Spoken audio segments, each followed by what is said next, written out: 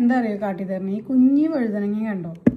ഈ വഴുതനങ്ങ ഇങ്ങനെ മുറിച്ച് മുറിച്ച് കുഞ്ഞു കുഞ്ഞു കഷ്ണങ്ങളാക്കി വെച്ചിരിക്കുന്നതാണ് കേട്ടോ അത്.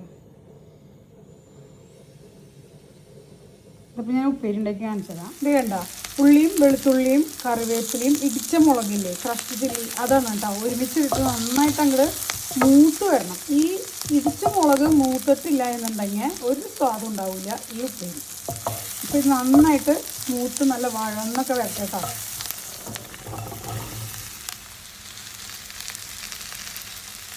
നന്നായിട്ടൊന്ന് ഇളക്കി കൂട്ടണം.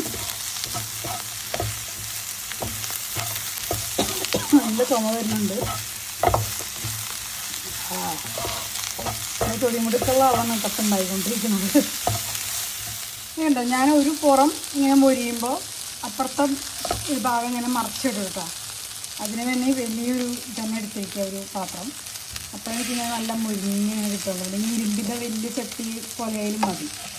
അതിങ്ങനെ ഇങ്ങനെ മുരിച്ച് കണ്ട മുറിച്ച് ലാസ്റ്റ് എന്താ പറയുക, അതിൻ്റെ ഔട്ട്പുട്ട് ഭയങ്കര ഇതും കുറഞ്ഞ തൈര് ചോറൊക്കെ ഉണ്ടെങ്കിൽ നല്ല അടിപൊളിയായിട്ട് ഊണ് കഴിക്കാം. സാമ്പാർ, ഞാൻ സാമ്പാറാണ് ഉണ്ടാക്കിയിരിക്കുന്നത്. കൂടെ ഇതാ നുണയല്ല ഉണ്ടാക്കി വെച്ചിട്ടുണ്ട്. അപ്പോൾ ഇതിങ്ങനെ കൂട്ടി ഊണ് കഴിക്കാം. നല്ല മുരിഞ്ഞിട്ടുള്ള നല്ലൊരു ഉപ്പേരിയാണ് കേട്ടോ. അപ്പോൾ എല്ലാവരും ട്രൈ ചെയ്ത് നോക്കൂ. പിന്നെ അടുത്ത വീഡിയോ ആയിട്ട് കാണുന്നതായിരിക്കും. Tata, bye bye.